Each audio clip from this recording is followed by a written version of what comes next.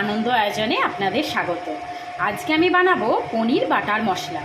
সেটা বানাবার জন্য আমি প্রথমেই কড়াই নিয়ে নিয়েছি। কড়াইয়ে তেল গরম করতে দিয়ে দিচ্ছি সাদা তেল, সামান্য পরিমাণ সাদা তেল, আর দিয়ে দিচ্ছি এর মধ্যে আমি বাটার। বেশ খানিকটা পরিমাণ বাটার দিয়েছি, কারণ এটা যেহেতু পনির বাটার মশলা, সেমনি বাটারটা সেই জন্য একটু বেশি পরিমাণে লাগবে। এবার বাটারটা একটু মেল্ট হয়ে যাক। বাটারটা মেল্ট হয়ে গেলে আমি এর মধ্যে এক এক করে সব ইনগ্রিডিয়েন্টসগুলো দিয়ে দেবো। এবার এর মধ্যে দেখুন, এর মধ্যে আমি এরকমভাবে পেঁয়াজ কেটে রেখেছি, 3টে ছোট ছোট সাইজের পেঁয়াজ এর মধ্যে গ্রেড করে নিয়েছি। এটাকে একটু ভাজা ভাজা করে নেব।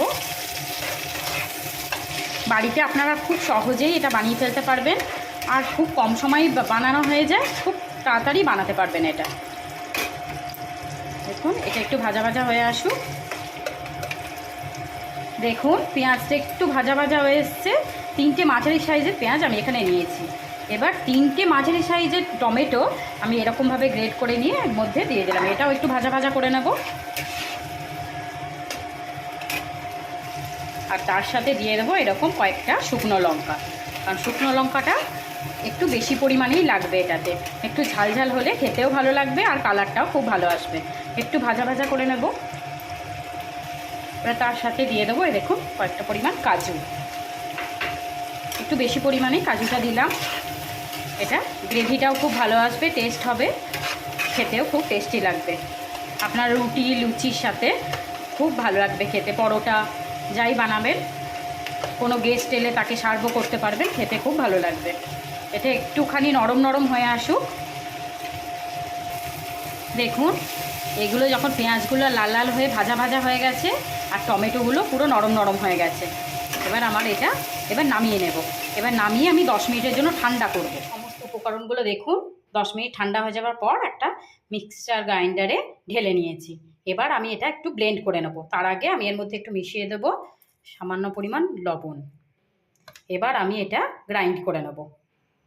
দেখুন, এই যে ব্লেন্ড করে নিয়েছি মিক্সচার গ্রাইন্ডারে। ব্লেন্ড করে নিয়ে এইরকম ঠিক পেস্টটা এসছে, এরকম করে নেবেন। এবার আমরা রান্নাটা করে নিই। ওই একই কড়াইতে গরম করে আমি আবার বাটার দিয়ে দিলাম। আপনাদের প্রথমেই বলেছি যেহেতু এটা পনির বাটার মশলা, সেহেতু বাটারের পরিমাণটা একটু বেশি লাগবে। এবার বাটারটা একটু গরম করে নিয়ে আমি এর মধ্যে দিয়ে দেব সামান্য শুকনো লঙ্কা, কাশ্মীরি লঙ্কার গুঁড়ো। দেখুন, কালারটাও খুব ভালো আসবে কাশ্মীরি লঙ্কার গুঁড়ো। এবার এটা দেওয়ার পর আমি যে পেস্টটা বানিয়ে রেখেছিলাম সেই পেস্টটা এবার ঢেলে দেব।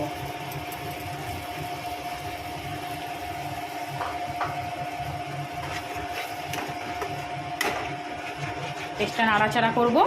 আর যে মিক্সচার গ্রাইন্ডারে আমি এটা বানিয়েছিলাম, দেখুন সেই পরিমাণ ধোয়া জলটা আমি এর মধ্যে দিয়ে দেবো, যেন এটা ঘন ঘনই থাকে। বেশি জল কিন্তু মেশানো যাবে না।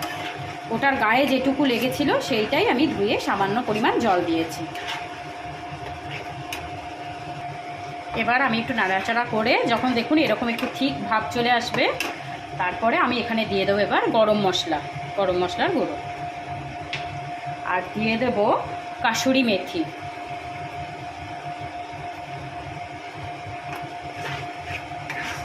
এবার এটা নাড়াচাড়া করে তার মধ্যে দিয়ে দেবো আমি এবার ধনে পাতা কুচি। এই ধনে পাতা কুচি এগুলো ভালো করে নাড়াচাড়া করে নেব। আমি যখন এটা গ্রাইন্ড করছিলাম, ব্লেন্ড করার সময়, তখনই আমি নুনটা দিয়ে দিয়েছি। আমরা একটু নুন কম খাই, সেই জন্য আমরা নুনের পরিমাণটা কমই দিয়েছি। এবারে আপনারা যেরকম পরিমাণে নুন খাবেন সেই অনুপাতে নুন মিশিয়ে নেবেন। এবার অল্প নাড়াচাড়া করে আমি এর মধ্যে দিয়ে দেব অল্প পরিমাণে চিনি। এবার আপনারা চিনির বদলে আপনারা খোয়া ক্ষীর কিংবা কনডেন্স মিল্কও ইউজ করতে পারেন, কারণ আমার কনডেন্স মিল্ক কিংবা খোয়া ক্ষীর কোনোটাই আমার বাড়িতে নেই বলে আমি চিনি ইউজ করলাম। একটু মিষ্টি মিষ্টি হলে খেতে সুন্দর লাগে। একটু নাড়াচাড়া করে এবার আমি পনিরের টুকরোগুলো দিয়ে দেব।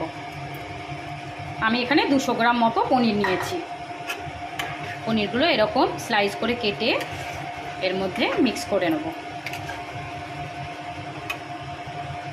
এইভাবে আলতো হাতে নাড়াচাড়া করার পর আমি 10 মিনিটের জন্য এটা ঢাকা দিয়ে রেখে দেব।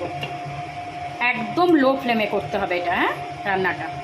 10 মিনিট পর ঢাকা খুলে দেখুন, ঢাকা খুলে দিলাম। এটা একদম রেডি। এবার আমরা এটা নামিয়ে নেব। দেখুন নামিয়ে নিয়েছি। পনির বাটার মশলা একদম রেডি খাওয়ার জন্য। শুধু গরম গরম একদম শুধু সার্ভ করার পালা। বাড়িতে বানাবেন, খুব ভাল লাগবে। কম সময়ে হয়েও যায়। Thank you for watching.